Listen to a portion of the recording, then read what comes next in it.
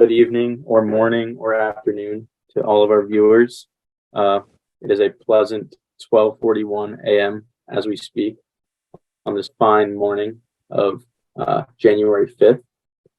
But, I just wanted to do a quick reminder. Please like, subscribe, turn on notifications for us.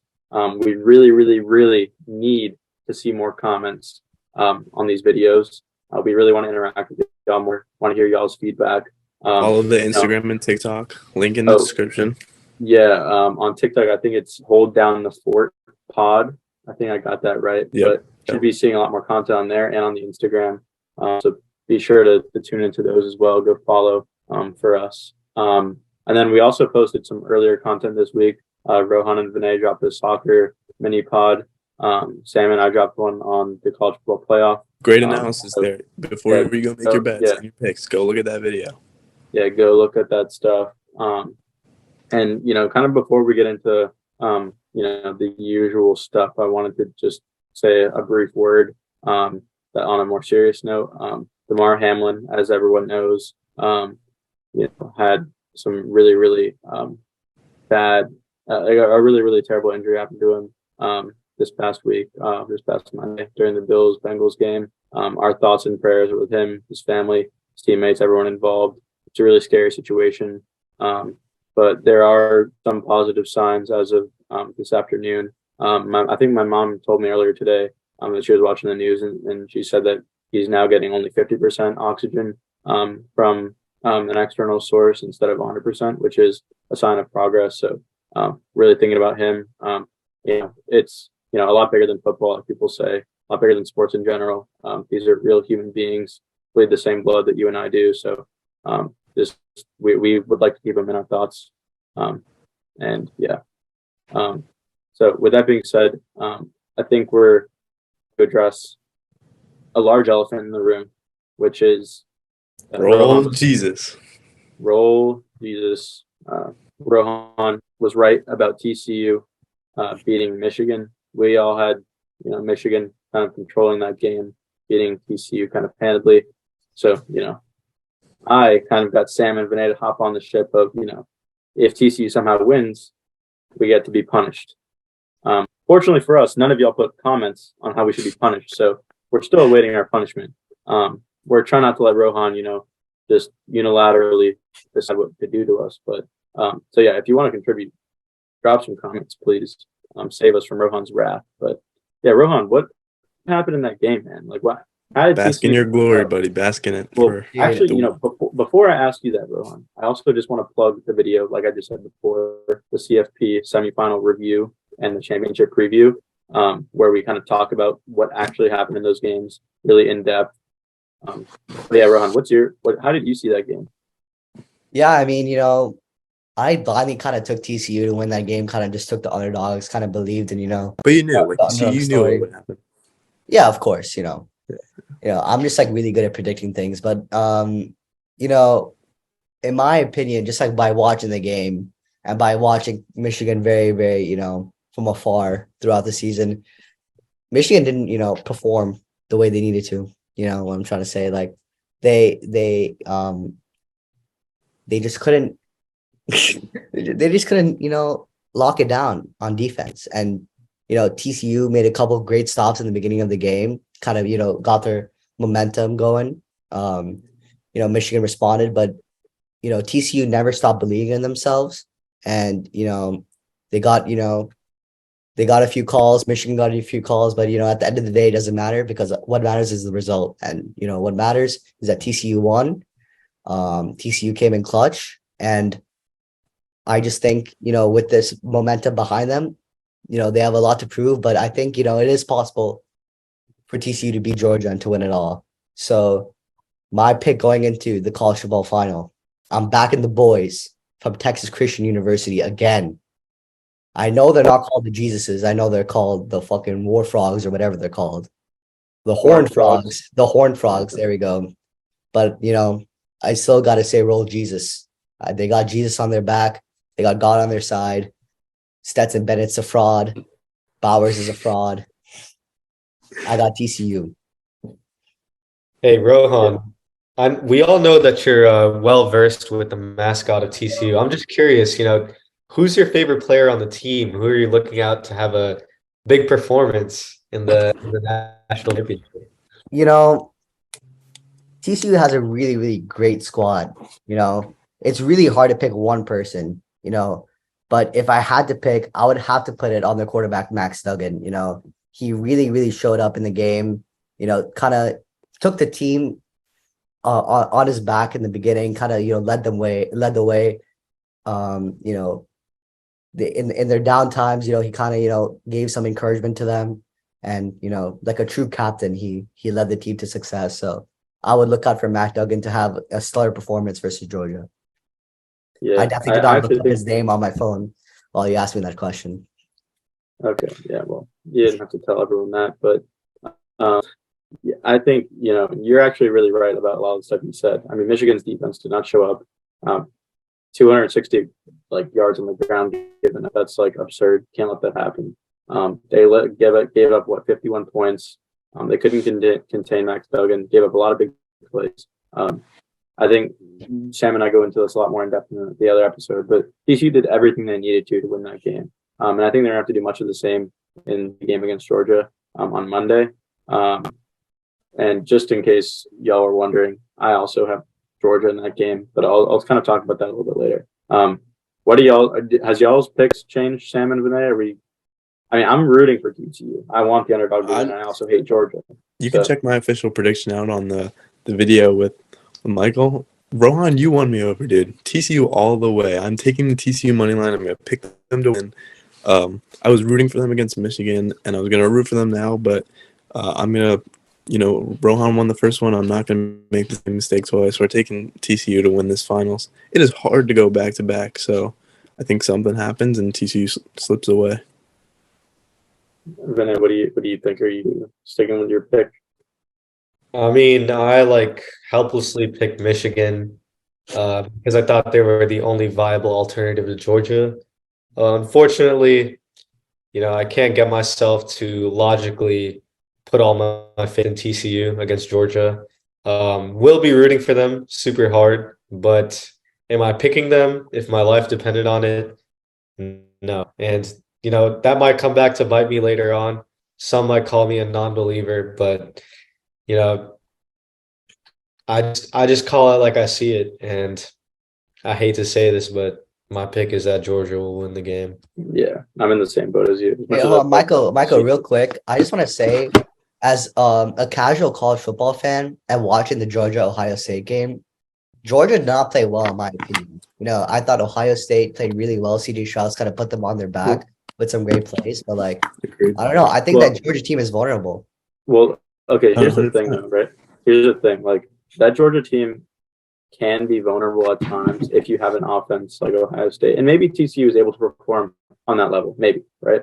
But the thing is, Georgia and their experience and Kirby Smart and that staff still led them to victory, right? They still ended up, like you said a couple of seconds ago, the only thing that matters is they won the game at the end of the day, right? They had great heart and they know how to close big-time games. And I'm afraid that TCU and first-year head coach Sonny Dykes don't have that experience. They don't have, that meshed squad as much as, Georgia does. And sure, Georgia does have a lot of young guys who, are able to make mistakes, but I think that they just have so much more talent than TCU that they're going to end up winning the game. But kind of shifting away from that and more towards, bowl games in general, what do y'all think about fixing all these opt-outs and kind of making bowl games kind of meaningless? How do we kind of, what would your proposed solution be to, restore the health of these bowl games? Because it also seems like recently they've been super high scoring as well. I mean, you look at both of the semifinal games, I think it was 42-41 in the Georgia-Ohio State game, and then 51-45, I believe, in the Michigan TCU game. So, what do we do to restore these bowl games? I mean, those are some great games, sure. But in the other games, like the non-college football playoff games, where you have a ton of opt-outs for transfers, how do we fix that? I guess I'll call on Sam first. Yeah, so as far as the playoffs go, I think that's a little separate. If you want to fix the scoring in the playoffs, I think it's just simply don't give them as much time off. You've got a month off that everyone's going to be rusty. If you show during that time, I think that should help the scoring. But when we turn to the bowl games and we look at the opt-outs, and I think you're going to naturally get high scoring in the non-important bowl games because no team is going out there and giving 110% on defense in a game that doesn't really matter, especially guys who potentially have an NFL future. So I don't know how much you can fix the defense, but you can probably fix the offense. I mean, the 12-team playoffs will help a little bit, but there's really there's no immediate fix these opt-outs. These guys want to go to the NFL. They don't want to risk the injury for a game that really doesn't mean anything. I think NFL scouts maybe can harp on the importance of playing, but other than that, I do not see an immediate fix to fix the opt-outs. Other than I don't think you can't directly pay the players, so a monetary benefit wouldn't work much. There's really no easy fix other than NFL scouts making it known that they prefer players who play in every game possible. Yeah. Vinay, Rohan, either of y'all have. Yeah, I mean, I think I'll preface my points by saying I'm a casual college football fan, just started watching the sport this year. I think just by kind of looking at what other sports are saying and what Sam kind of said, he said why would a player want to risk an injury in a game that isn't important? I think if you want players to play, if you want teams to be more focused on the result and the performance, is to make the game important. Make some sort of incentive around bowl games. Like I guess the question is like what would incentive be? Yeah, you're getting to it. Yeah. So my point is that like for me, like I don't really know like bowl games, like what are the importance of them, like actually, like if you make them important by offering some sort of incentive like to the team who wins or something like that along those lines, I feel as though teams would actually work hard towards having their best players, and the incentive for a player of a high caliber is higher for them to play in an important game.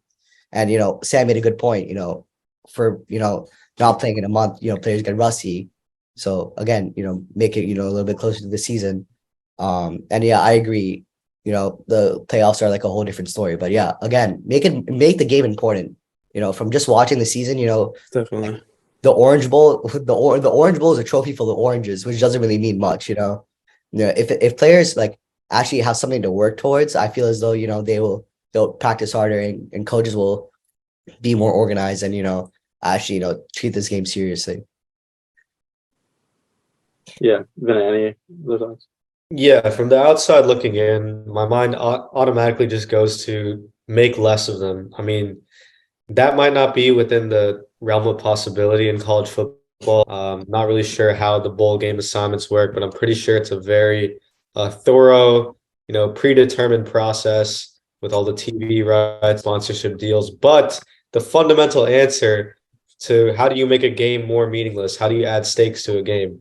First off, you got to make that game exclusive, right? I mean, playoffs aside, whether you're playing in the Orange Bowl or you're playing in the Barney Bowl or at that point, what is the real difference? The prestige drop off is extremely high, and that just comes with a large number of bowls granted to a very large number of teams. And as you go down the levels, the prestige just automatically drops off. So yeah, I mean, the easy answer to that would just be eliminate some bowl games. If teams really don't care about them, try to get rid of them. I know the TV deal, the sponsorships are, a well-oiled machine that's hard to break. But, I have a lot of doubt and cynicism towards players being able to take bowl games seriously in the future in the current state where there's just so many of them, which lowers the stakes significantly.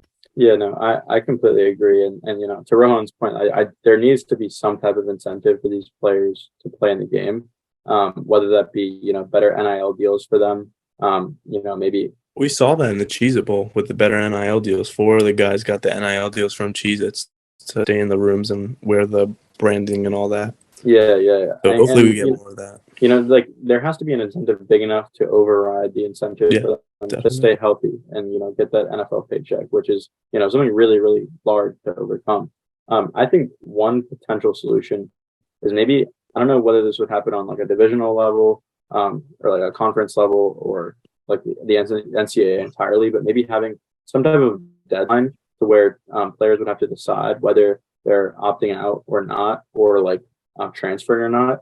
And then based on those moves, there's a committee of sorts that is able to better reassign bowl matchups, right? Because for instance, like we probably should have seen Florida play Oklahoma and Oregon State play FSU, right? Like Yeah, with the amount of better opt-outs that like those teams had, like those matchups don't really make a lot of sense, right?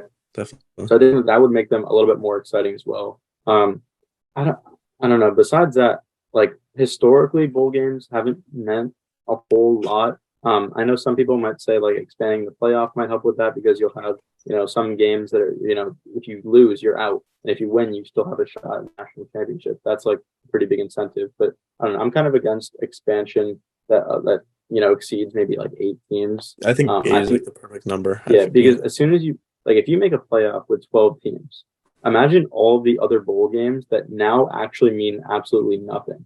Like you have that in stark contrast rather to the other 6 games that actually have some stakes on the line of winning the championship, right? In those games, those players are going to go out there and be like, well, I'm not one of those 12 teams, so what does it matter, right? So I think that could backfire as well. But I don't know. It's definitely a hard solution to find, especially considering that the NCAA and college football analysts to this day are still discussing. There isn't really one big solution that's come out yet. So I don't know. I think we had some pretty good ideas. The second and last question I'll ask is this the best playoff that we've had? It's kind of like a 2-pronged question. Is this the best playoff that we've had? And are these high scoring, big time playoff games good or bad for college football in the long term? I guess I'll start with, we can go in the same order, I guess.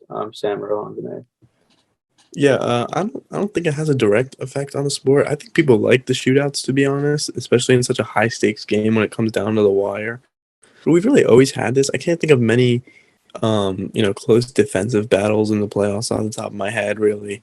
I know, especially when we get the Oklahomas and Notre Dames in there, we've had the blowouts. And you don't want to see a high-scoring blowout. Like, that's not what we want to see. But if it's high-scoring and close, like we just saw this time, then I think it's really fine. If anything, it's probably better for the sport. Like, I think we just saw that scoring outburst, and now this is literally a question that we're asking, is this the best playoffs ever? That seems like a direct correlation to me.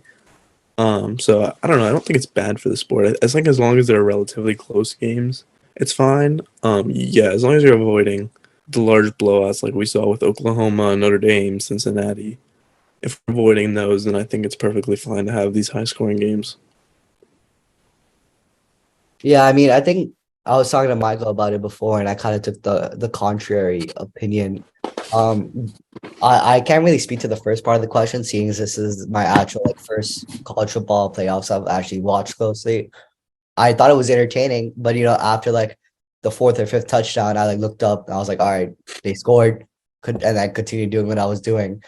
When I was starting to get into football and college football specifically, Vinay kind of instilled this ideology in me. He's like, he told me that the best games are the ones that are very defensive games. And as I started to watch more football and have that in the back of my mind, I really agreed with him.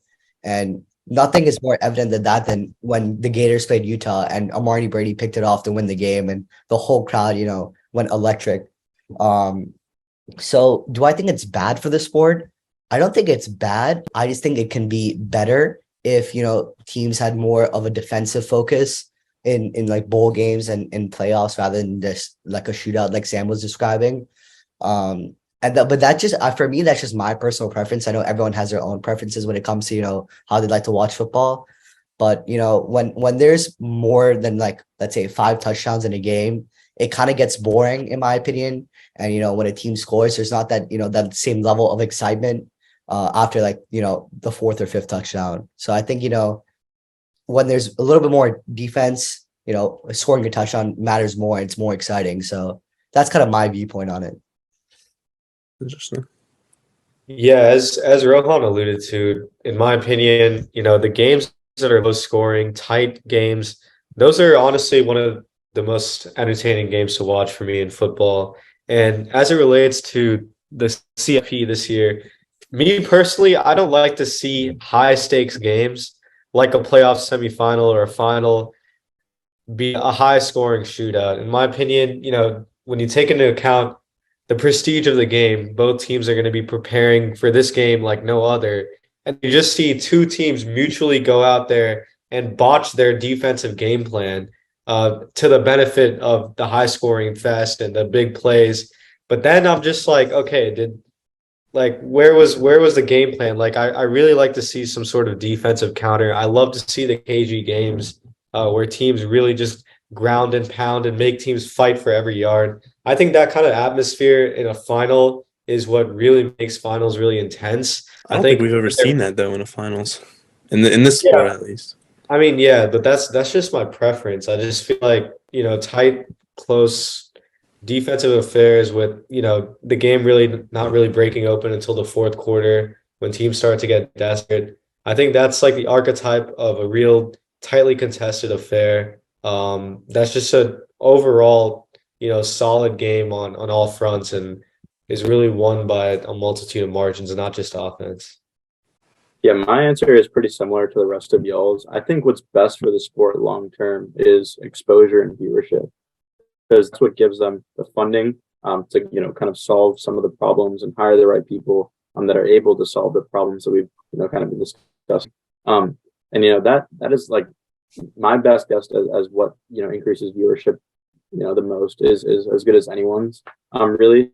So if I were everyone, if I were all of the millions of viewers out there, the way I would kind of see what's best for each game is the first tier is kind of like how close the game is. Like, is it a blow? If it's a blowout, no one's going to want to watch it. I don't think that's good for the sport at all. I think that's the number one thing is having matchups that create close games, whether those be, like 10 to 13 score games or 42-41, right? I think that's the first thing. Second is, how sloppy is the game, right? If you had a game, I personally prefer the Ohio State Georgia game just because I thought it was a lot less sloppy. We saw one turnover in that game versus the 4 total turnovers in the TCU Michigan game. I prefer a game that is less sloppy, where teams are more disciplined. They're not maybe giving up the big plays here and there is a good thing, but I just think having it happen so often that it becomes very clear that one defense is I don't know, just making a ton of like logistical mistakes is not the most exciting thing to watch. And then finally, if I had a preference, I would also have to agree with, Rohan and Vinay. I think having a KG defensive battle is always very, very fun to watch, especially when, the offense is able to like scheme something up that like just strategically outclasses whatever the defense thinks they're doing, or vice versa. I think that is probably the most exciting football for me to watch, at least. Again, I think what's best, what everyone is most interested in watching.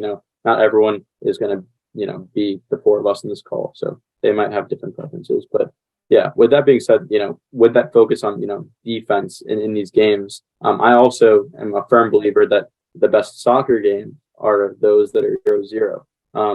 And I love playing in those games. It's a fight to the death till the very end. So on that note, we'll kind of shift over to soccer. Rowan, feel free to kick us off. Yeah, no, lovely transition, by the way. Really appreciate the effort there. Appreciate it. Yeah. I had that.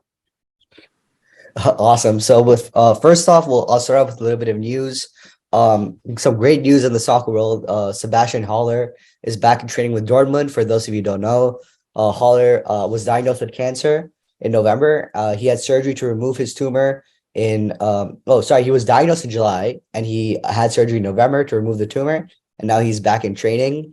Sebastian Haller was a huge prospect for Dortmund as he was the leading scorer in the Champions League during his debut season. So fantastic to see him back, and very exciting what he can do for Dortmund in the German league and in the Champions League. So very happy to have him back. The second piece of news, and probably the biggest news of January so far, is Ronaldo's move to Al Nassr is confirmed. I want to recap his earnings because I saw this figure on ESPN. It's insane. It's ridiculous. So for every second in his contract, he makes $6.34. For every hour, it's $22,800. For every day, he makes almost $550,000, and for every year, he makes $200 million, which is absolutely insane. I don't know where they have the money for that. So yeah, I'll kind of touch upon a little bit about his contract in my questions, but there was a little rumor about a potential clause in his contract about a move to Newcastle United if Newcastle finished in the Champions League spots, meaning in the top four of the Premier League. It was confirmed by the Newcastle manager that is not the case, but you never know with these contracts. There could be some things under the table, but you never know. I personally don't think it's true, but you never know. Concerning his move to Al Nassr, in just a short answer, he said he had many offers to play in Europe, but he still chose Al Nassr because he made a promise to the manager that he'll join the team. So, real quick, do y'all think he had offers to play in Europe? And if you think so, where do you think he got offers from? Vinay, what do you think?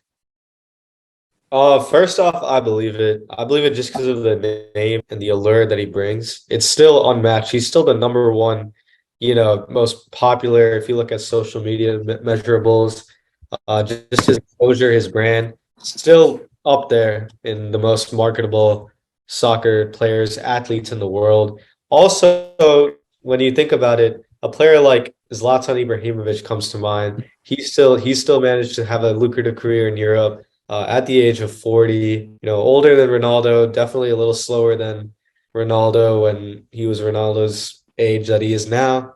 So, bearing those things in mind, I definitely find it plausible that he had some offers. Obviously, they probably weren't the high profile immediate contenders, but still, in Europe, you'll find many teams always. I think, for the next 2 years, Ronaldo could still be a sought after name in Europe, just not on the elite level.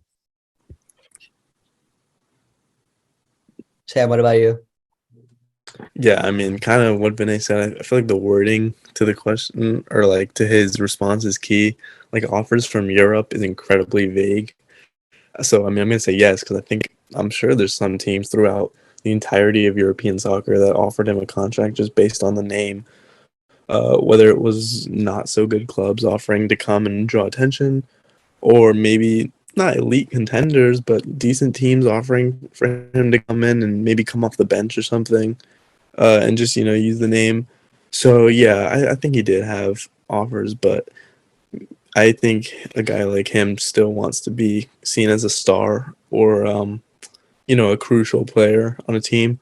And Al Nassr gives him the best chance to do that while getting paid a ridiculous amount. You can still start and be the star, and everyone in the place will love you. So yeah, I think that was his approach. I'm sure he did have offers, but nothing crazy or limited role. Definitely not the payload that he's getting here. Yeah, and for me, I think, if we are kind of in agreement that like some of the top European clubs weren't, making serious offers with him, I think, if we were in agreement that it's the smaller clubs that were offering him, then I think that, he probably would have been the star on like some European squads, like Just that for are a less lot money. lower class. Yeah. So I think, it does. I think it comes down to the money. Like there's no way you can turn down $200 million a year. I find it very, very, very hard to believe that other smaller European clubs were able to match anywhere near that number. I think it makes sense for him as well. Like, like it appears like that's his motive, and it seems like that's the motive of some newer players as well, which I think you're about to discuss on. But yeah, I believe he had some offers from other European clubs. If they were legitimate or not, like they would actually compete with this like huge deal he just agreed to. I don't think so. Yeah. Yeah, I mean, I agree with some of the points that y'all have made. In terms of like what Sam said, a contract, for a smaller club where you can come off the bench and play. I don't like Michael said, I don't think these small clubs have 200 mil, to offer Ronaldo, or even 100 mil to offer Ronaldo. Like exactly. And if I'm Ronaldo, I want to be starting every game. And for a club, let's say for example, Napoli, who was rumored to sign him earlier on in his contract negotiations, I don't think he would start at Napoli because Victor Osimhen is the main striker, as an example. So I think the top European clubs, specifically the Champions League clubs or even the Europa League clubs, I don't think they wanted to offer him any money because they look at Juventus as a prime example. They signed Ronaldo for the media exposure, for the like Vinay said, because he was a star, because he can bring in so much revenue. And it didn't work out. We ended up losing hundreds of millions of euros. So in that sense, I don't think, he had any offers in Europe from big or small clubs. Maybe, one or two slipped through the cracks, and, maybe wasn't offered as much money as he would have liked, which allowed him to, make this decision a little bit easier. And I agree with Michael. I think in this scenario, money was his main motive, which kind of leads me to my next question. Shout out to Akash for giving me this question. Big up you. He asked mainly about younger players. He asked, is the younger generation of players driven more so by money or by passion for their club or for soccer as a whole, for the game? What do you think, Michael? I don't know. I think this question can easily be extended to, sports in general. I do think that, younger generations are becoming less in touch with the history and traditions of games, soccer especially. I don't know. I think they are definitely being driven more by financial decisions than previously in history. Also, this has to do with the fact that, soccer is as big as it has ever been in this current moment. Right, like there is more money in that sport than it ever has been, like before, and as a result of that, there are bigger and bigger deals. The stakes are higher and higher, which that just pushes people to kind of ignore the history of soccer and like all of its like nuances. Right, like I don't know, if I'm a young star and I'm getting trained like every day of the week, like I'm sure maybe I'll go home and watch like old highlights here and there, but I also think it has to do with the fact that the young talents that they're watching when they go home, like Messi and Ronaldo, they're not going to go back and watch like Beckenbauer play defense. They're not really going to watch like Zidane in the midfield, right? Like they're going to watch these recent stars like Neymar, like Mbappe, like Haaland. And I think that to answer the question, I do think that they are like more driven by money than ever before. Partly because there's more of it than ever before, but yeah. All right, Vinay, what about you? What do you think? Honestly, the money definitely makes it, like the money involved in the deals these days definitely makes this question, intriguing. But in my opinion, I think this younger generation is still driven by a strong passion for clubs and games. I think you look at a guy like Erling Haaland, he could have had his pick of the litter, any European club, max contract, hundreds of millions of dollars, but he picks Man City. Now, if it was purely a financial decision, maybe it's the same decision, maybe it's not. But we know for a fact that he wanted to play for this club. He was a fan of the club since he was a child. His dad played there. That's passion. That's not necessarily strictly monetary. And you see that with one of the biggest cash cow stars in world football. And, furthermore, a lot of people like to, sort of judge and bespoke the name of certain athletes because they become so wealthy, they rise to so much wealth while playing this game that they love. People might spurn them, people might scoff at them for not being grateful or whatnot and not having passion.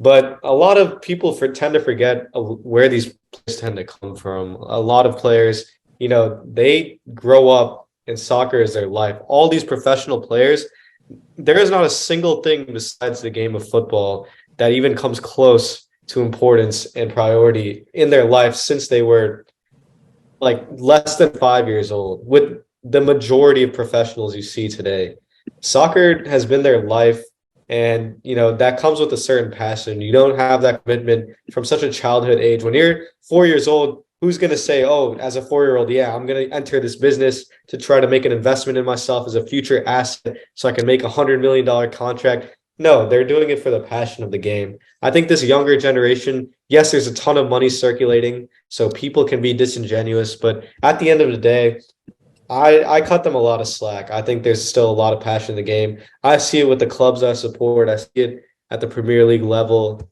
There is definitely passion there. It's not just the money. Yeah, I feel like you got to really break this question down geographically almost, to be honest. If you're a kid growing up here in America and you want to talk about money, I think the first thing you got to turn your head to is the NBA. I mean, it's guaranteed contracts.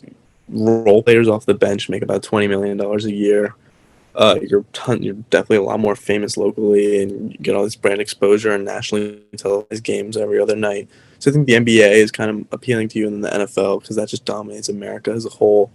So I think if you're growing up over here where we are, then playing soccer really isn't about the money for you because these sports are so much sooner. Like NBA at 18, 19, you can go. In college, you can make NIL. In high school, you can make NIL deal now. So you can really start making good money, like right away, if you're, good enough at the sport.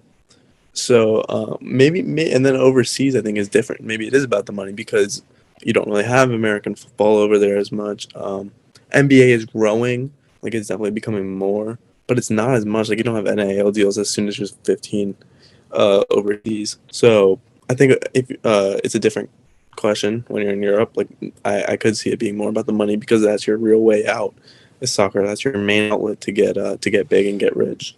So it definitely could be. I think it's increasing more and more about the money. But kind of like Vinay said, I think there's still a great amount of people that cherish the history of the game. I think to get to the professional level, you have to have some knowledge of the history and like some appreciation for it to make it that far.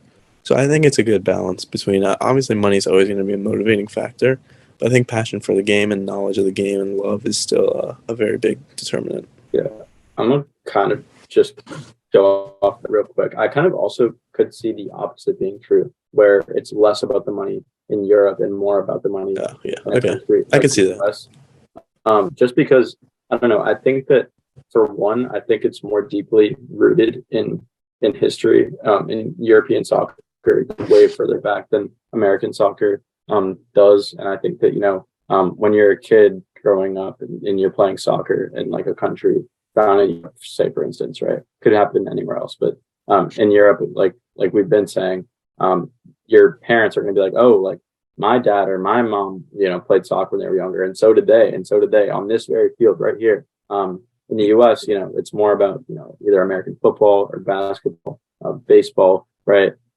So obviously I know that like contracts in the U.S. for soccer are a lot less just because, it's just not as popular. It's not as popular, which, to your point, could also it's the deterrent for American kids because they want to go get a fully guaranteed contract in the NBA or get a mostly guaranteed contract in the NFL, but plus all the fame that comes with it because you're not getting fame from the MLS, not a lot.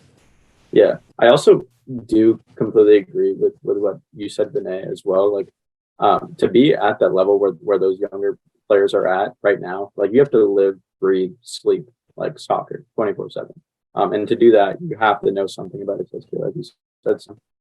I kind of viewed it differently as in terms of like knowing about like the traditions and like the history of soccer more so. And when I saw like younger generations, you asked a question, Rohan, I was thinking more of like kids that we don't even know about yet, really. That are like very, very like, I don't know, social media, like driven. And I don't know. I think both sides can be true, but I don't know. I agree with a lot of what you said, Tiffany. Yeah. I mean, for me, a lot of good points being made across the board. I think for America, it's like a different story completely. As everyone was saying, soccer is just a lot less popular. Like the fifth most popular sport here. And it's the reality for now. Yeah, but Vinay really took the words out of my mouth.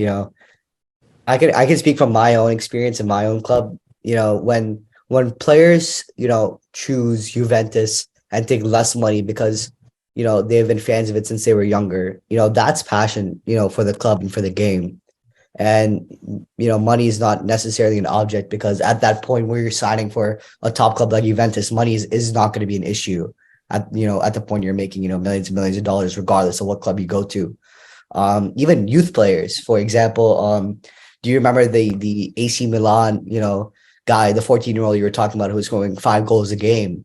I looked into him a little bit after the podcast, and he chose AC Milan because his grandfather played for AC Milan over the likes of Juventus and the Lazio Academy. So that's passion. And even for a 14-year-old, that passion is there for the game, more so than the opportunity to make money and sign for, a club like Lazio or Juventus. So, for me, I definitely think, like Vinay said, you got to cut, the younger generation a little bit of slack.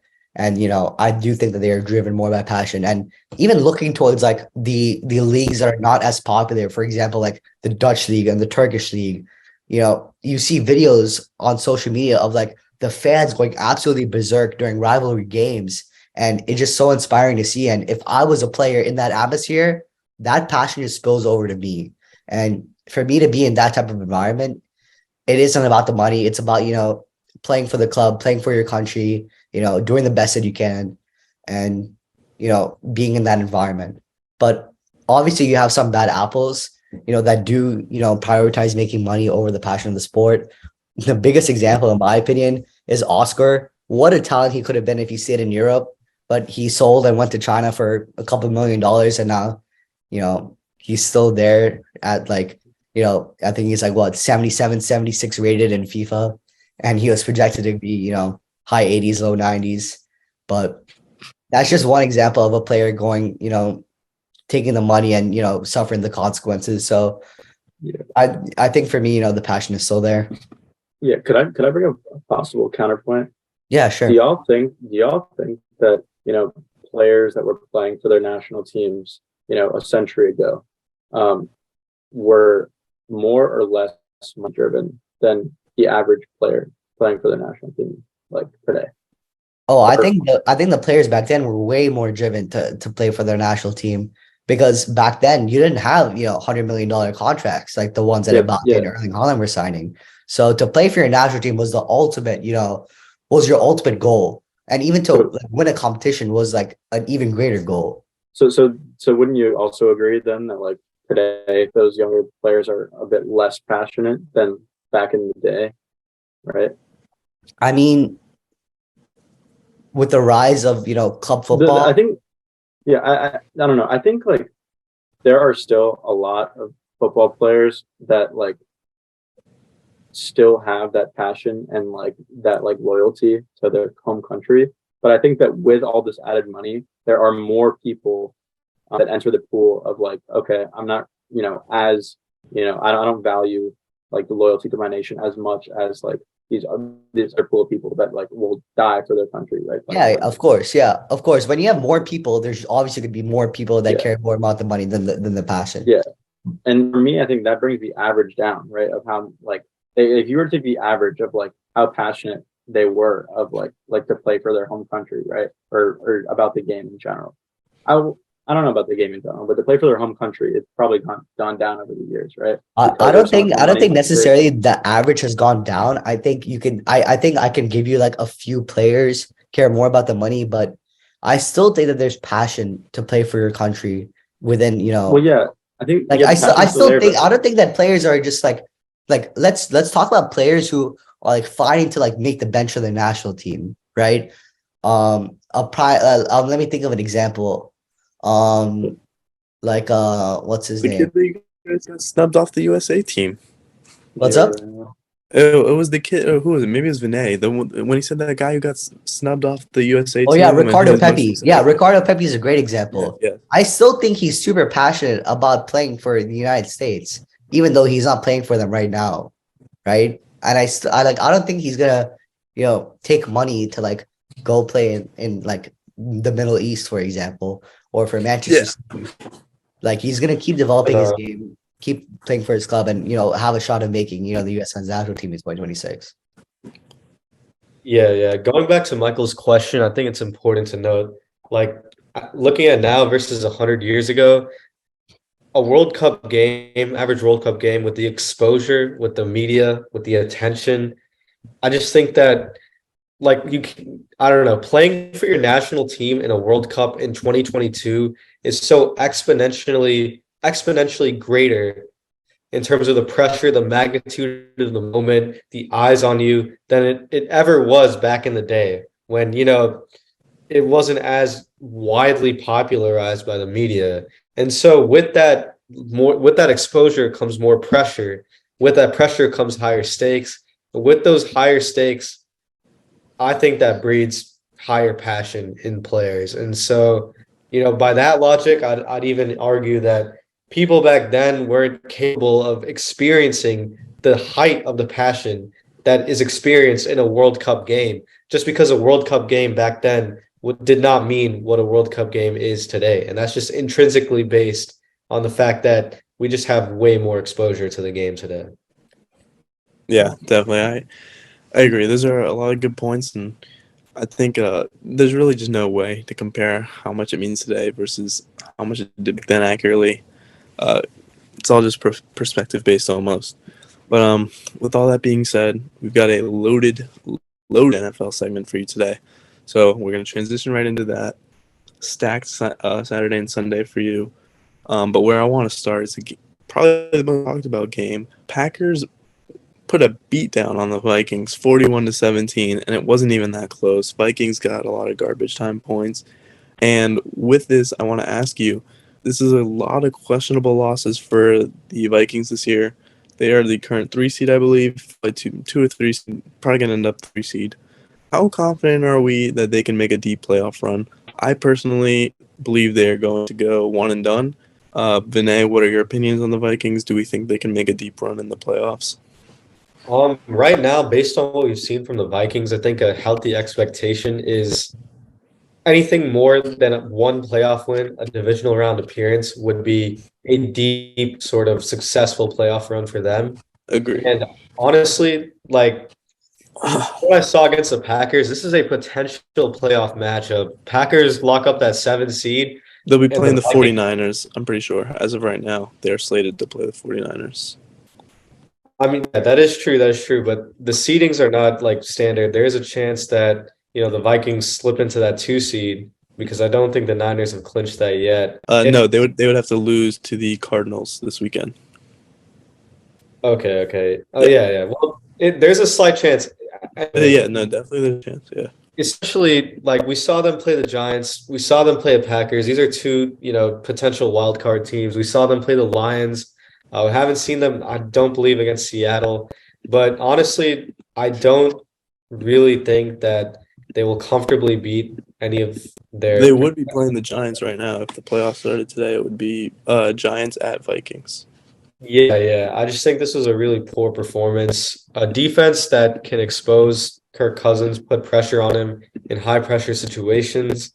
I think that's key. Again, we've seen Kirk Cousins win 1 playoff game, and we don't know. I don't think that 1 playoff against the Saints is enough to operate. I mean, it's not enough, in my opinion, to operate under the assumption that Kirk will play up to his caliber, if not above average in the playoffs. It's not a given. So that being said, a lot of question marks. I think it's a better bet right now to say one and done than for them to go anywhere past the wild card round. Yeah. Michael, what do you think? Well, I don't know. I think they're definitely on a cold streak right now. I mean, they have 4 losses on the season, and 3 of those 4 losses have happened in the last 4 weeks. Not to mention the Colts game, which is pretty much 5 losses. Yeah, they win by a field goal in overtime, right? Like, I don't know, like how much of a win that really is. Down 33-0. Yeah, that's crazy stuff. But like, I don't know.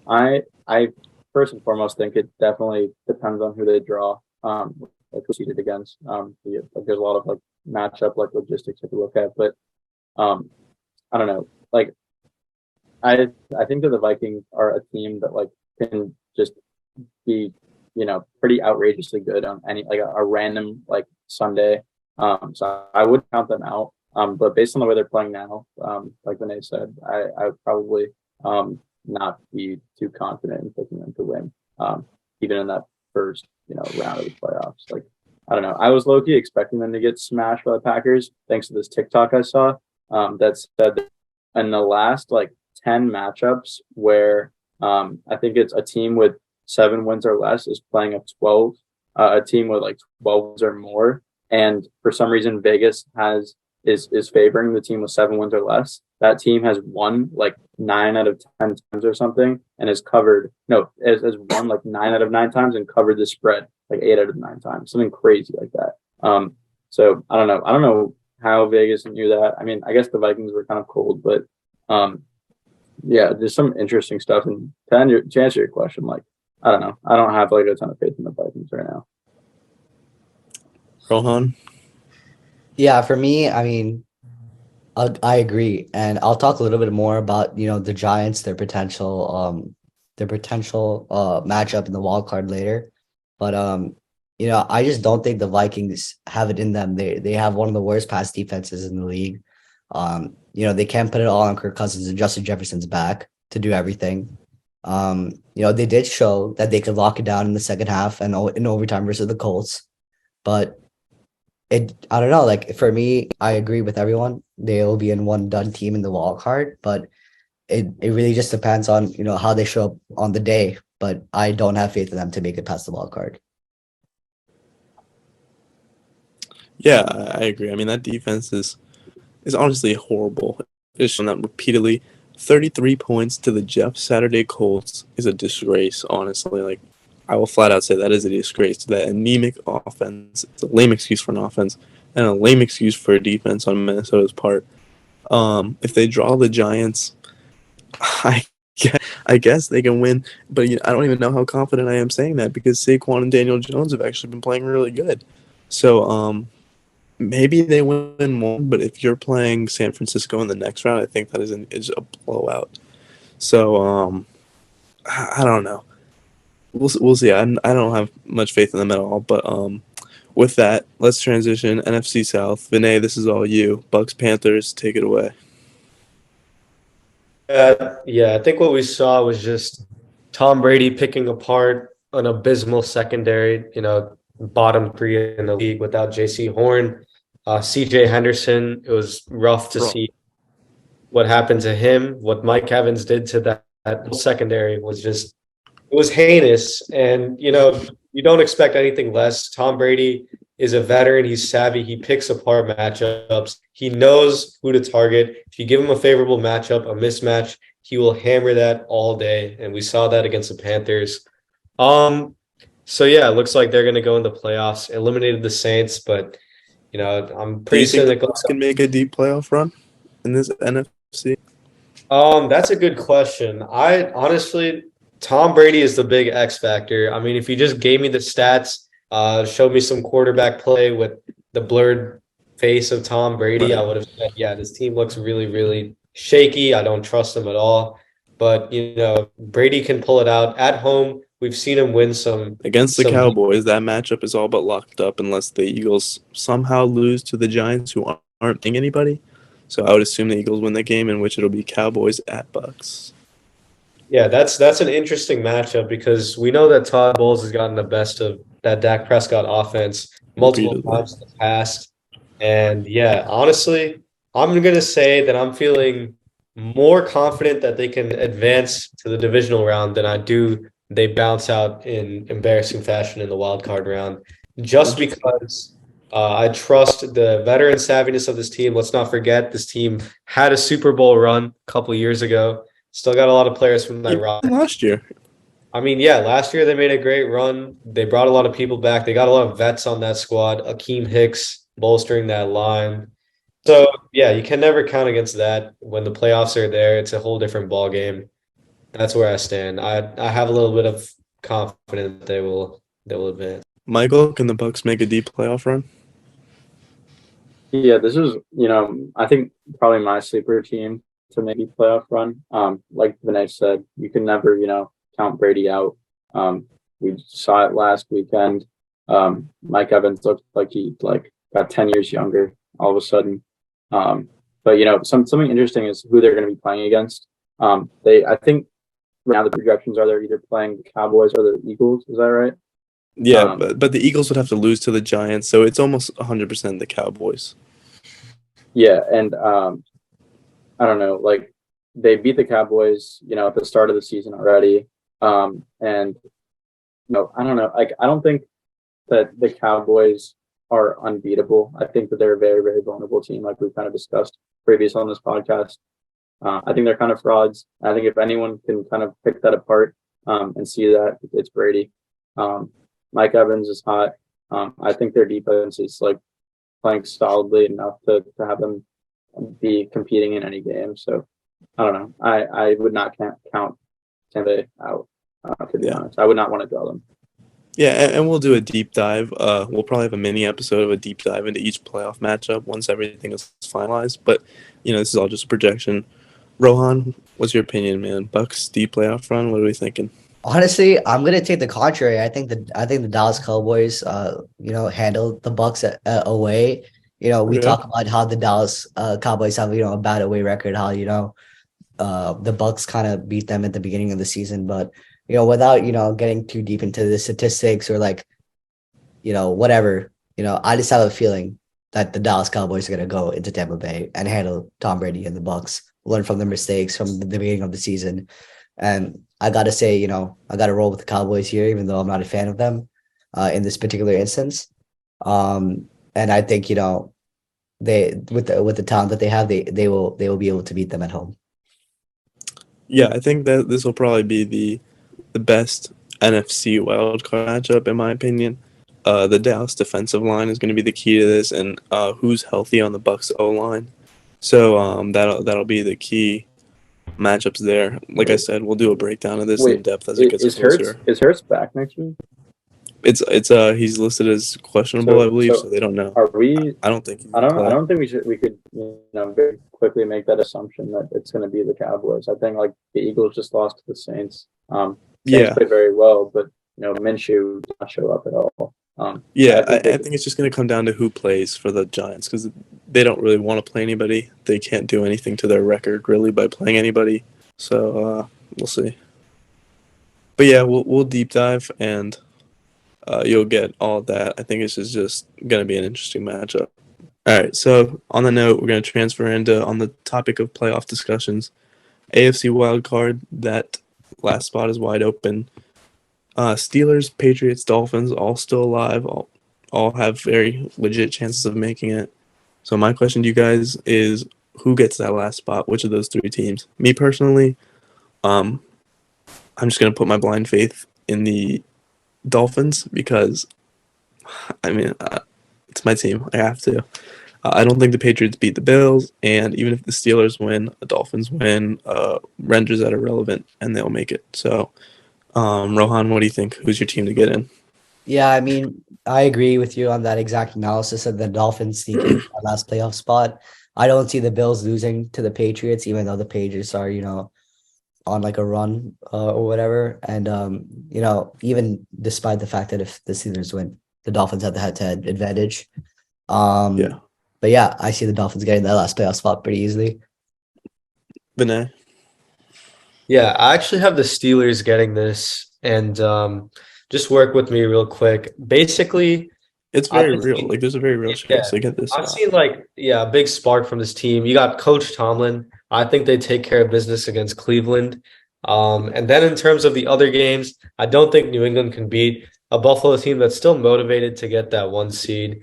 And honestly, I hate to say this because I know you guys are Dolphins fans, but I'm getting major Indianapolis Colts last year vibes from this team. Yeah, I mean, Skylar Thompson is the quarterback. I don't know what exactly Yeah, I is just gonna think happen. throughout last year, everyone thought the Colts were a walk-in. They had some impressive wins. They're really good. And then it came to the end of the season, banged up injuries and just a couple poor performances. Colts quarterback was healthy though. Let's be fair. They were not on their third string quarterback. Yeah, but I see a similar kind of I get what you mean. anticlimactic end to what was an exciting regular season team. I just think that they somehow blow this game to the Jets.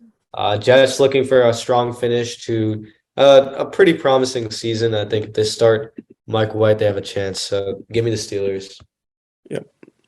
Yeah, I think I'm also in agreement. I think the Bills beat the Patriots, which puts I don't know. I'm going to take the Dolphins. I'm a Fins fan. Probably not the biggest Fins fan out there, but I don't know. The Dolphins are. I looked at the schedule on Google just now actually, but they're 4-2 at home this year. I think that playing in Miami would help. Will help them.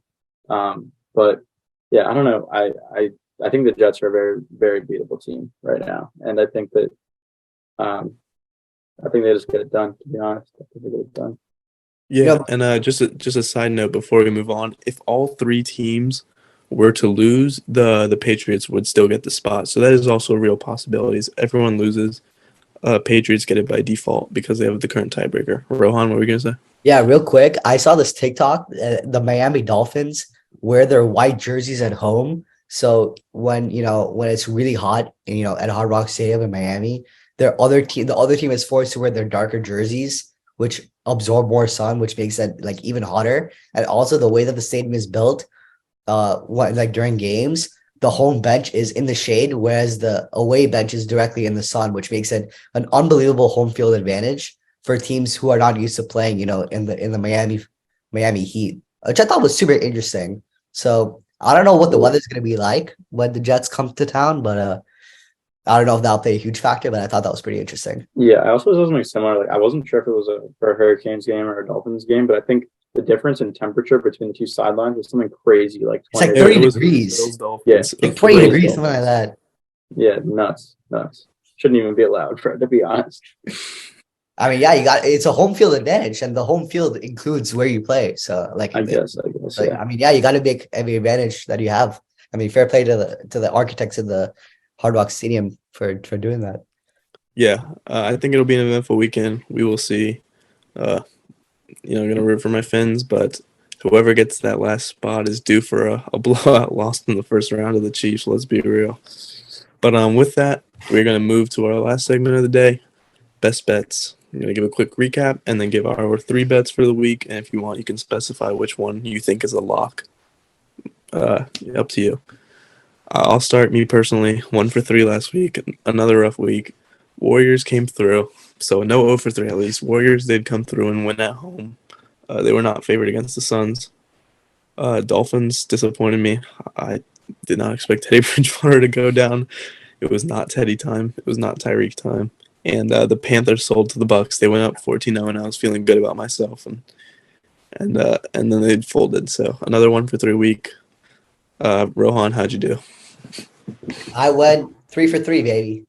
I went undefeated last week, which means my overall record is 6 for 9. Pretty good. Gonna make it hopefully 9 for 12 with these bets. But to recap, my 3 for 3 week, I took the Brentford money line versus West Ham at plus 280, which was a hit. The first player to score in that match, Ivan Toney versus West Ham, which was a hit for plus 350. And a little bit of a safer bet with the Liverpool money line versus Leicester City at minus 335. I'm not going to be taking any more safer bets like that. I'm going to try to, make it a little bit more fair for the guys who are, putting, a little bit on the line here. So with these bets, hopefully I'll be going 9 for 12. All the bets will be on the Chelsea versus Manchester City Premier League match on January 5th later today at 3 p.m. Eastern. So my first bet is a halftime full-time result of a draw and Manchester City win plus 400. With Manchester City traveling to Stamford Bridge for this game, I think there's going to be a really cagey first half with a Chelsea team that has to prove themselves. And I think what wins Manchester City the game coming out of the halftime is the tactical changes that Pep Guardiola can make. I think, Manchester City have the edge in terms of depth and in terms of tactical, like they have an edge in tactics in terms of the players that they have and the quality. And I think the game will open up. And we saw what a good halftime talk can do with Conte and Tottenham Hotspur. Going into half today, they were a 0-0 versus Crystal Palace, and they ended up winning 4-0, scoring 4 goals in the second half. So just based on recent precedent, I think that's a pretty good line to take at plus 400. The second is Phil Foden anytime goal scorer plus 350. I would normally take Erling Haaland at this anytime goal scorer line, but the line is at minus 140. And I think Phil Foden has a pretty good chance to score. By the way, minus 140 on a player to score anytime is nuts. It's nuts. That is absolutely absurd. It's absurd. I still think Phil Foden has a fantastic chance to score. He's the next likely goal scorer. I think he's the second leading scorer for Manchester City in all comps this season. Yeah, I don't think Azpilicueta or Cucurella can kind of match up to him defensively. The last thing is cards over 4.5 plus 115. I expect this to be a little bit of a cagey and a little bit of a physical game on Chelsea's front. especially since they're playing at home and they have a lot to prove. I think this is going to be a very physical game. And I think tempers will fly. And I think, there might be a fight. I'm predicting if there's going to be a fight, it's going to be in the second half. But I'm not going to count that towards my bets because Fliff does not offer a fight line. But I do think there's going to be over 4.5 cards, plus 115. If I were to pick a lock, I would pick the halftime, full-time result draw, Manchester City. But yeah, that's me. Overall record, 6 for 9. Gonna make it 9 for 12. Yeah, and Fliff, if you're somehow listening to this video, get us a fighting line out there, please, ASAP. We need it. We need it like super quickly. Also, like mad props to you, Rohan. Thinking that your lock is like a plus 400 bet. That's like pretty gutsy. That's ballsy. Yeah, very, very respectable picks this week. I'll do my recap real quick. So, as y'all know, last week I said I kind of messed up. Not all my games were going to happen for the next pod. So, just a quick recap. Week 1, I went 1 of 3, but it's been uphill from there. Week 2, I went 3 of 3 with Mississippi State money line, Washington money line versus Oregon, and then not versus Oregon, versus Texas, and then North Carolina to cover plus 15 and under total points. And then this past week, week 3, I went 2 of 3. So I got the 2 right that I got were Bama to cover minus 6.5 versus Kansas State. I said they would dominate that game. I said Saban would make a statement. Exactly what they did later in that game. They pulled away. I think the SEC is still on top for sure.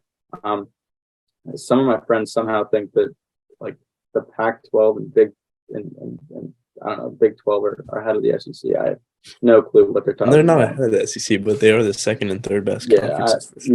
I don't understand how they're better than the SEC. The other W I took was Ohio money line versus Wyoming. That was a great overtime victory, 30-27. Great game. I only got to watch like the very end, but I'm sure the rest of the game was fine.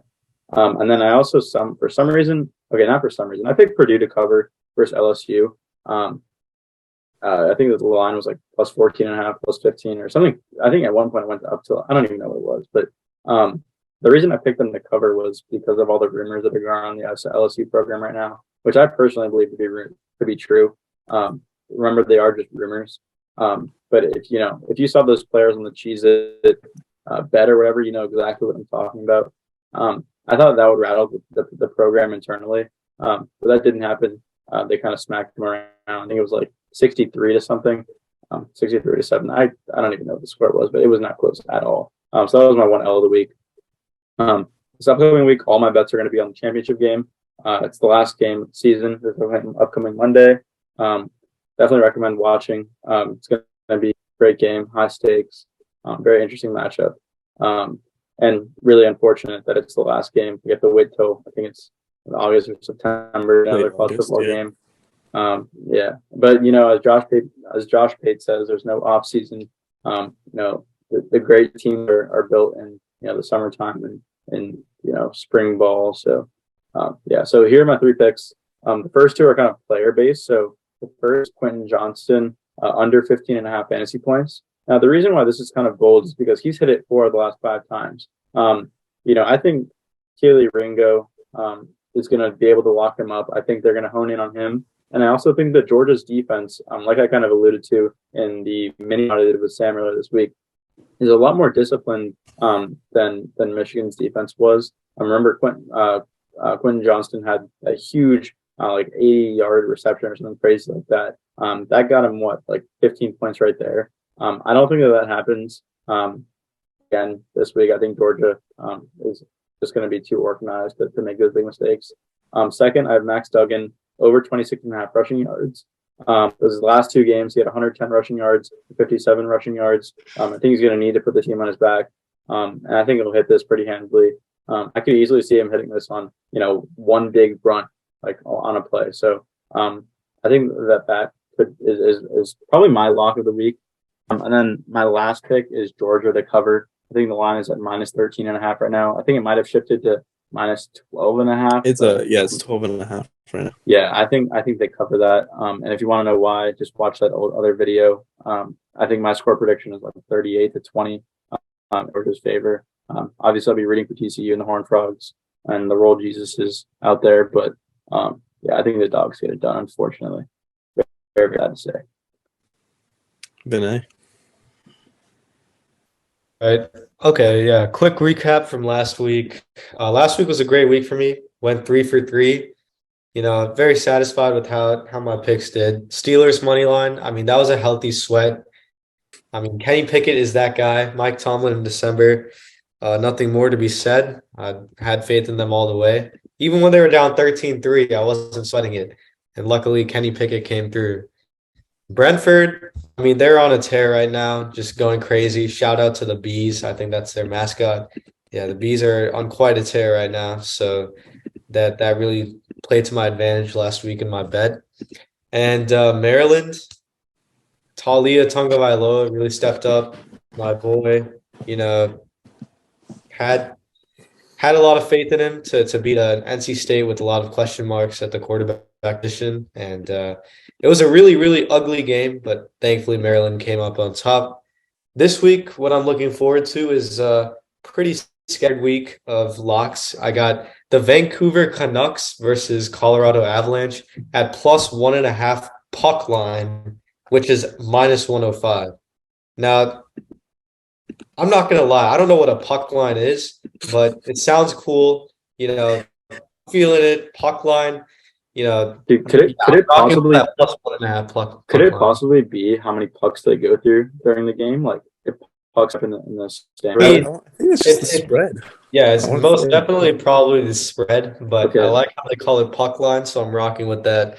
Plus, the Canucks have no idea what they are. Too lazy to figure out what they are, but interesting mascot to say the least. I don't know what a Canuck is. The Colorado Avalanche, I think, won the Stanley Cup a year or two ago.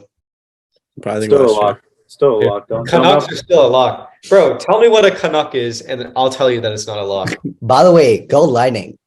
By the way, go Whoa. Lightning. Dude, no What? way, bro. No way. Logan Damn. Frazier is having way too much influence over you, bro. Like, Hey, I'm- I did not have a hockey team, and he just claimed me as a Tampa Bay fan. So Jesus. you couldn't have that Hey, Ron, opportunity. why don't you tell everyone where you're from? Like, Oh, where you're living I- right now? What city? What county? I'm currently in Pembroke Pines, Florida. And do you know what stadium or arena is like 15 minutes from your residency? I don't know. This man lying. All right. You know what? Yeah, become a Lightning fan. Actually, just good. Just do No, it. I won't become. I am a Lions fan. I mean, All All right, I'm right, a let's Lightning let fan. Vinay finish his Sorry, pitch. Vinay. Sorry. No, Vinay. I'm loving My the apologies. hockey banter that I brought up here. Hockey, very underrepresented sport. Should we bring hockey mini episodes? Comment down below. Do we do hockey mini episodes? We can get some guests Honestly, on. I want to get more involved with the Vancouver Canucks. Yeah, next up, I got Houston Texans money line. Yeah, they're playing the Colts. I don't see the Colts even contending in any football game. They look like An interesting game though. That is a battle for a draft pick. So that is Yeah, going yeah, to be an but- interesting watch. I mean, like the Colts are on some Bishop Sycamore type beat. Like I don't know who they're sending out there to play. They're being coached by like an NFL analyst who is friends with Peyton Manning. Like give me the Texans in this game. Give me anyone over the Colts right now. And the Texans at +120 money line is mad. Yeah, that one's a lock. That's my lock of the week. Like I don't know. Colts are a dumpster fire. I wouldn't touch them with a 10-foot pole. Finally, to round it all off, I'm going to college basketball. And I like to dive into the depths of college basketball. People are sleeping on the Southern Indiana Screaming Eagles versus Morehead State. First off, Oh boy. Morehead State, what are you doing? What a pretentious sort of like crude name for a college. Morehead? Like, I'm sorry. I'm not rocking with that. I go with the respectable gentleman of Southern Indiana University. And I love the fact that they're not just the Eagles, they're the Screaming Eagles. Yeah, They'll be FGCU is screaming the for a Eagles. win. They'll be screaming for a win at +105. Give me Southern Indiana, Morehead State. Go reevaluate the name of your college because, like, what does that even mean? Vinay, do you know what a screaming eagle sounds like? I don't want to know reenact that respectfully. Yeah, Vinay, can you reenact the sound of the screaming eagle? I'll reenact the sound of the Screaming Eagle when they thrash Morehead State. How about that? All right, yeah, all right. If the screaming eagles win, you have to make a screaming eagle sound. Yeah, I mean, it's kind of a risk to take such an obscure team when I know I'm sitting at 7 of 9 right now, so I'm trying to keep that a really, really polished record. We'll see. I'm putting it all on the line this week, and we'll see next week. Yeah, so just to update everyone on the records, Vinay is sitting in first place at 7-9. Rowan and I are tied at 6 out of 9, and then I think Sam, unfortunately, you're at 4 out of 9. But I think Sam could be up this week. Sam could be up this week. So Yeah, so I mean, just to round everything off, finish the segment off strong. My 3 picks, we are going to go Dolphins money line plus 100, just putting all my faith in, all my chips in. It's Skylar time. It's Tyreek time. We are going to go one last run on Dolphins money line plus 100. I think that's honestly generous considering all the injuries and who's playing at quarterback. TCU plus 12.5, minus 105. Michael made the argument for the Georgia spread. I'm going to make the opposite for the TCU spread. We just saw this. I mean, Michigan was 7.5 or 8.5. I think it started at 8.5 and came down to 7.5 point favorites. Covered that with ease. Even if Georgia does win, I mean, we are in a national championship game. Put some respect on the team that made it to the national championship, please. I think that is absurd to make it 13-point favorites to start out with after Ohio State brought it to a last-second field goal. But yeah, TCU plus 1.5. I think Max Duggan's going to play great. We've already given you our breakdown. Go watch the other vid. Watch this vid. It's in there. Lastly, Lions money line plus 185. That is a crazy line to me against the Packers. This is a win in your in game for both teams. Like, this is do or die. And the Lions have just been I can't say more consistent. Either of these teams have been consistent. They've both sucked most of the year. But Lions have been playing good recently. Packers have been playing good. I trust the Lions offense more than I trust the Green Bay offense. Jamal Williams, touchdown machine. Goff has been playing good. I like the receiving core with Jameson Williams back for the Lions more than I like the Packers. So Lions money line plus 185, ending Aaron Rodgers' playoff hopes. Lock that in. I'm going to say Lions money line is my lock week, but we are looking to go. I don't have any locks. Dolphins money line is definitely not a lock, and we clearly think TCU money line isn't a lock. So those are going to be my 3. Lions money line is a lock. On that note, thank you everyone who stuck through the video. Subscribe. Link to the TikTok and the Instagram are all in the description. Yeah, I also stay want tuned. to say something real quick. Yeah, on our best bets segment, we are 64% correct so far. I mean, I know it's relatively small sample size. We have I think 36 guess total. I think we're 20. What's the total? I think it's 23 for 36 or something like that. So pretty solid on our part. If you've been betting alongside us, you're probably up right now.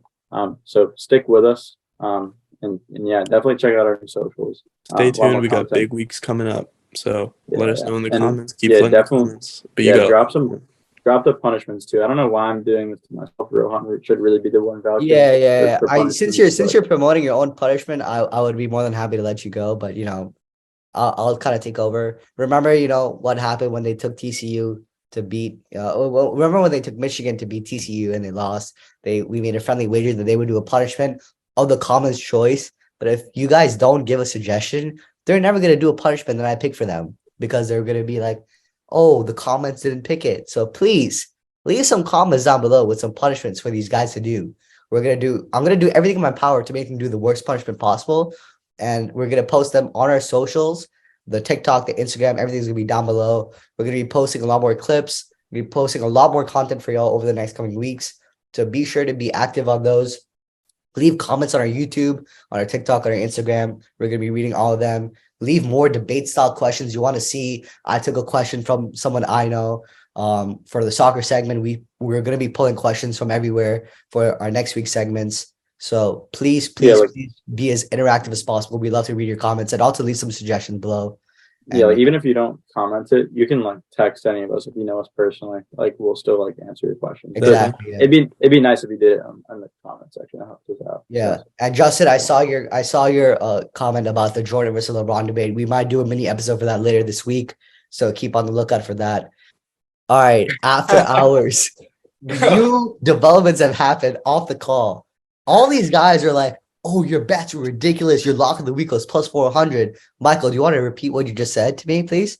I said if he goes 3 for 3 this upcoming week, I will buy him a rum bucket on me fully from JJ's Tavern Back Bar, Midtown, Gainesville, Florida. You heard it here first. Yeah, let's make it official.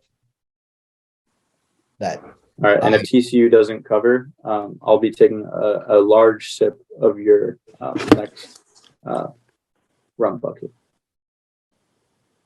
all right, no comment at this time. But watch out for my bets. Watch them go 3 for 3. That's all I'm gonna say. Oh, and yeah, by the way, the rum buckets are filled with water and ice only.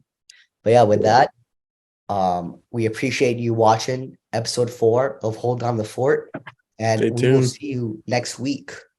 Hold down the fort. Damn bars. Ooh. All right, peace out.